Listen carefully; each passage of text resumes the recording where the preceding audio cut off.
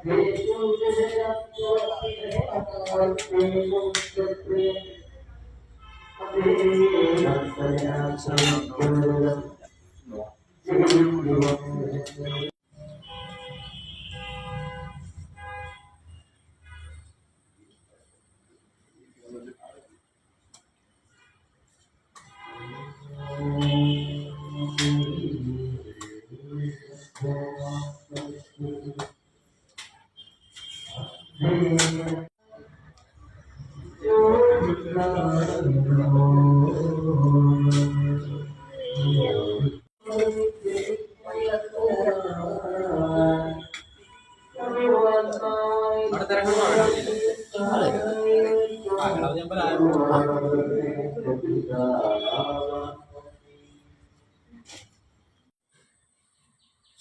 മഹാദേവ.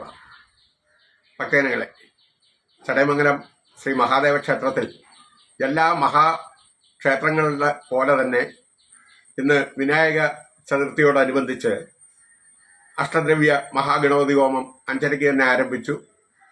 എല്ലാം വളരെ ഭംഗിയായിട്ട് അവസാനിക്കുകയും ചെയ്തു. വ്യക്തിപരമായിട്ട് അല്ല കാര്യങ്ങൾ പറയുന്നത്. ഒരു ക്ഷേത്രത്തിന്റെ ഉപദേശ സമിതിയുടെ പ്രസിഡന്റ് എന്നുള്ള നിലയിൽ ഭക്തജനങ്ങളുടെ പങ്കാളിത്തം വളരെ കുറവായിരുന്നു എന്ന യാഥാർത്ഥ്യം നമ്മൾ മനസ്സിലാക്കുന്നു. സാധാരണ ഉള്ള ക്ഷേത്രങ്ങളെ അപേക്ഷിച്ച് വളരെ കുറച്ച് വഴിപാടുകൾ മാത്രമേ ഇന്ന് നടന്നിട്ടുള്ളൂ. അത് ഉപദേശ സമിതിയിലെ കുഴപ്പം കൊണ്ടല്ല. അത് സംഭവിച്ചത് തിരുവിതാംകൂർ ദേവസ്വം ബോർഡ് നേരിട്ടാണ് വിനായക ചതുർത്ഥിയോടനുബന്ധിച്ചുള്ള പരിപാടികൾ നടത്തുന്നത്.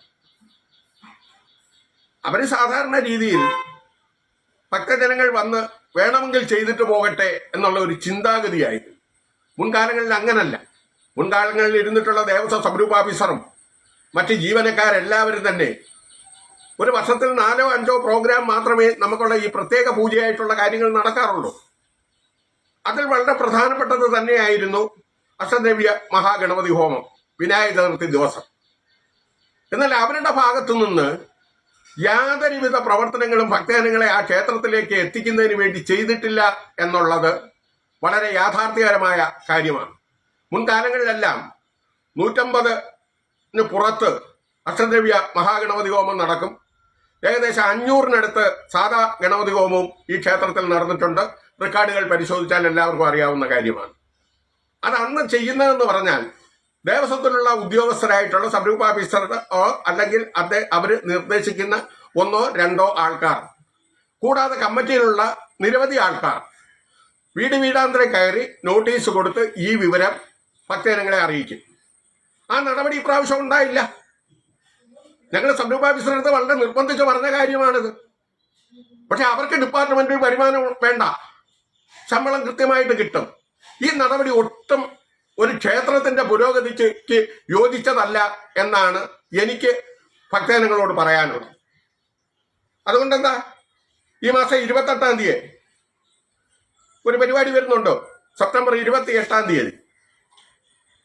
അത് എന്തോ ആയാലും ശരിയാണ്. ഞങ്ങൾ ക്ഷേത്രോപദേശ സമിതി തന്നെ വീടാന്തരം കയറി നോട്ടീസ് കൊടുത്ത് ആൾക്കാരെ അറിയിക്കും.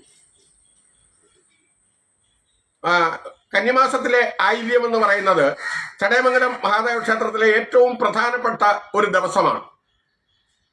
അന്ന് ആയില്യം കൂട്ട് തുടങ്ങി ഒരുപാട് കാര്യങ്ങൾ അവിടെ ചെയ്യാനുണ്ട്. അത് ക്ഷേത്രോപദേശ സമിതി നേരിട്ട് തന്നെ എല്ലാ ഭക്തജനങ്ങളെയും വീട്ടിൽ നോട്ടീസ് കൊടുത്ത് അറിയിക്കുന്നതാണ്. ദേവസ്വം ബോർഡിന്റെ സഹായം അതിന് വേണ്ട. രസീത് എഴുതാൻ മാത്രം ആളിനെ ഒന്ന് ഇരുത്തി തന്നാൽ മതി. അവിടെ രസീത് എഴുതി കൊടുക്കണം ഭക്തജനങ്ങൾക്ക്. ആ ഒരു കാര്യം മാത്രം ചെയ്യണമെന്നാണ് എനിക്ക് ഈ ഇന്നത്തെ കാര്യത്തെ പറ്റി പറയാനുള്ളത്. അത് വളരെ വിമർശനകരമായിട്ട് തന്നെയാണ് ഞാൻ ആ വിവരം ദൃശ്യമാധ്യമങ്ങളിലൂടെ പറയുന്നത്. ശംഭൂ മഹാദേവ.